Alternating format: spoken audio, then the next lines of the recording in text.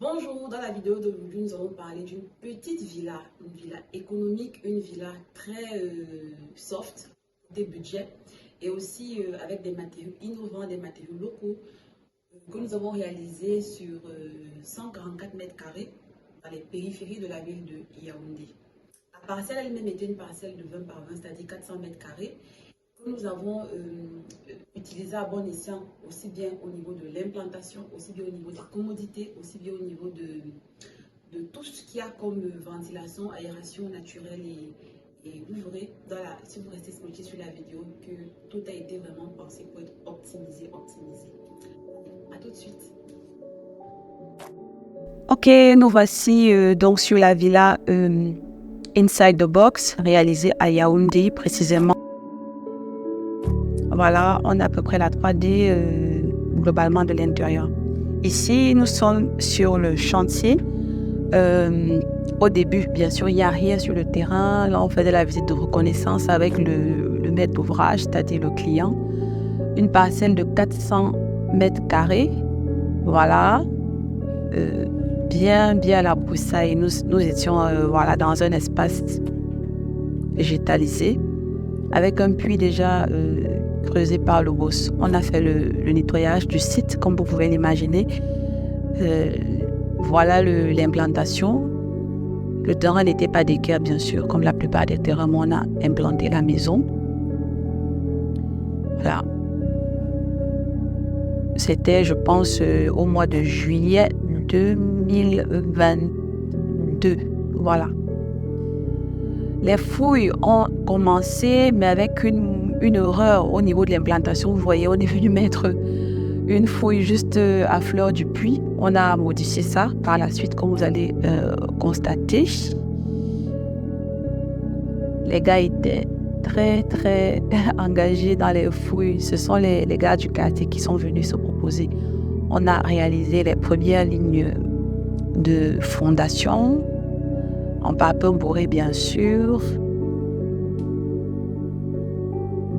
Le chantier avait déjà commencé, c'était assez enjoué. Les équipes étaient vraiment engagées. En moins d'une semaine, on avait monté tout ça. Bien sûr, on n'a pas fait la confection des parpaings sur site. Les agglomérés de ciment ont été achetés. Voilà. Le chantier était lancé. On avait eu la chance d'avoir un voisin en face qui avait libéré de l'espace arrière chez lui pour le magasin. Donc, on n'avait pas de souci de stockage de nos matériels et des effets personnels des ouvriers. Nous avons réalisé les longrines. À ce stade-ci, le maître d'ouvrage était déjà content parce qu'il pouvait déjà visualiser les différentes parties de sa maison. Il est venu avec madame, ça s'est très bien passé, ils étaient contents et ça les a motivés à financer pour la suite. Voilà, là on était déjà, on avait fini les soubassements, on a commencé à élever les murs du rez-de-chaussée. Voilà. Et il y a eu des modifications, bien sûr, parce qu'à un moment donné, le maître d'ouvrage a changé d'avis sur les plans. Heureusement que nous étions dans un schéma type rez-de-chaussée. Il n'y avait pas de charge au-dessus, donc on a pu modifier le positionnement des longrines. Voilà. Là, on était déjà en train de faire les planchers hauts, particulièrement la distribution des poutres en madrier. Voilà. Je précise que nous sommes dans un schéma de dalles mixtes, dalles composites, avec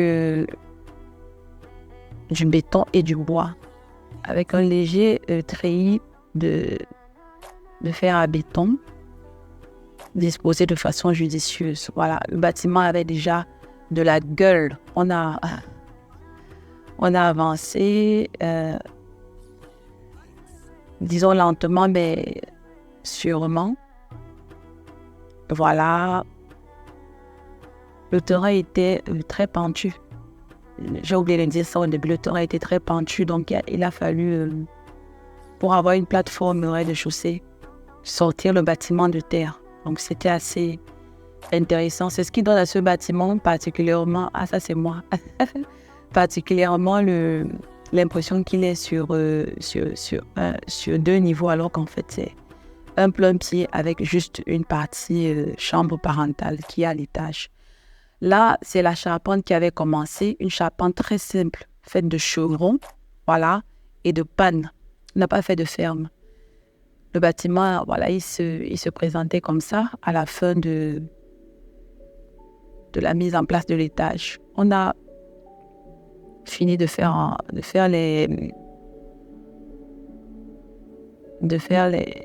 la charpente. On a commencé avec les tôles de rive. Qu'est-ce qu'on ne ferait pas pour vous faire des images? Oh. Si le serpent mordait quelqu'un là-bas, là, pendant qu'on filmait, c'est assez drôle ça. Voilà, le bâtiment se présentait comme ça. On a fait les tôles de rive. Voilà. Avec la préparation aussi des tôles lisses pour... voilà. Le plombier est passé une première fois pour mettre les attentes. Bien sûr, plombier, électricien, ils sont passés une première fois pour mettre déjà des attentes de gaines. Voilà. On a eu la visite de la communauté à un moment donné parce qu'on avait eu beaucoup de difficultés à faire sortir le permis. Mais voilà. Là, le maître d'ouvrage avait quelqu'un qui pouvait rapidement faire confectionner un château en ouvrage métallique. C'est ce qu'on a privilégié par souci de célérité. On ne voulait pas se lancer dans la construction du château. Donc, il a fallu renforcer le puits qu'ils avaient fait de façon basique. Il a fallu qu'on mette des buses à l'intérieur afin de garantir une certaine stabilité. Je précise aussi qu'on a creusé plus, on est allé plus en profondeur dans le puits, étant donné qu'on allait mettre une pompe, voilà, pour alimenter le château. Il fallait qu'on ait vraiment une nappe assez conséquente. Donc, on a fait des aménagements sur le puits qui existait déjà là depuis. Le puisatier qui entre là, ces gars. Il y a toute une anecdote sur ce puisatier. Bon, on en parlera dans une autre vidéo sûrement. Voilà à peu près à quoi ressemblait le château lorsqu'il a été monté. Bon, avant qu'on ne commence la finition, le maître d'ouvrage s'est plaint de quelques vols au niveau du chantier. Donc, on a rapidement monté la clôture. Il y avait aussi le souci de sécurité par rapport aux animaux, les serpents et tout, qui pouvaient avoir accès à la maison. Donc, il a privilégié la confection de la clôture. Là, c'était la fondation. Voilà, on a fondé. On a élevé rapidement les agglomérés. On a confectionné de façon très sommaire le portail. Je précise ici que nous sommes dans une villa à budget très, très limité. Je vous donnerai à la fin le montant global qui a été dépensé, mais c'est vraiment pratiquement la moitié de ce qu'on aurait dépensé si on n'avait pas employé toute cette technique d'écologie et d'économie. Voilà. Parce que ce projet, clairement, s'inscrit dans une logique vraiment très, très économique. Ici, nous avons des éléments de déco. On a mis tout ce qui est ouverture métallique, tout ce qui est anti-vol, et on a pu commencer à réaliser le carrelage intérieur, bien sûr. Je précise ici qu'on avait déjà fini le crépissage intérieur, mais bon, je n'avais pas pris le temps de filmer à ce moment. C'était très sale, le chantier n'était pas du tout beau. Donc, on a fait le crépissage, la plomberie, l'électricité, et puis on a commencé le carrelage, et puis voilà. J'aime beaucoup le carrelage noir parce pour moi, il a du chien. Et met en valeur certaines lumières. Donc, après le carrelage, on s'est lancé dans les vitreries, dans tout ce qui est baie. Voilà, le vitrier a travaillé assez rapidement. On avait de l'antélio bleu, comme vous pouvez le constater en façade. C'est assez beau, mais ça ne se voit pas à l'intérieur. Voilà. Donc, de l'extérieur, on ne voit pas l'intérieur de la maison. Ça, c'est la porte centrale de l'entrée. On a voilà, les ouvriers qui ont monté tous les cadres au niveau des portes, des fenêtres. Et ça, c'est la porte de derrière. Donc, les antivols là, moi, je les ai choisis horizontales juste pour une question d'esthétique, mais aussi une question d'économie parce que c'est beaucoup plus simple à réaliser et c'est en même temps aussi beau. Là, ce sont des prégaines qu'on a mis pour alimenter la toilette parentale. Et ici, il s'agit du WC visiteur. Je précise que chaque chambre ici a sa douche interne. À la fin, on a appelé l'électricien qui est venu finaliser, voilà, les prises, les prises. Ça, c'est l'électricien qui filmait en pleine nuit. Il est venu travailler en speed pour mettre la maison sous tension, tout ce qui est disjoncteur, tout ce qui est lampe. Parce que là, le maître d'ouvrage avait la pression, il fallait qu'il entre chez lui. Étant donné qu'on avait déjà l'eau, on avait déjà la clôture, la maison était carrelée, donc on pouvait tranquillement, aménager. La maison était sécurisée. Il y avait l'étanchéité à l'eau, l'étanchéité à l'air. On n'avait pas encore fini de placer toutes les vitreries à l'étage, mais la maison était déjà vivable. Voilà, on a aménagé comme ça. Et voilà à quoi ressemble l'arrière du chantier avec le château là-bas. Voilà à peu près le chantier lorsqu'il était fini. Il manquait plus que la peinture. Le 11e point, l'arrosage, enfin, voilà. On a fait le salaka dans le quartier avec les amis et tout. C'était ça, le projet. Merci.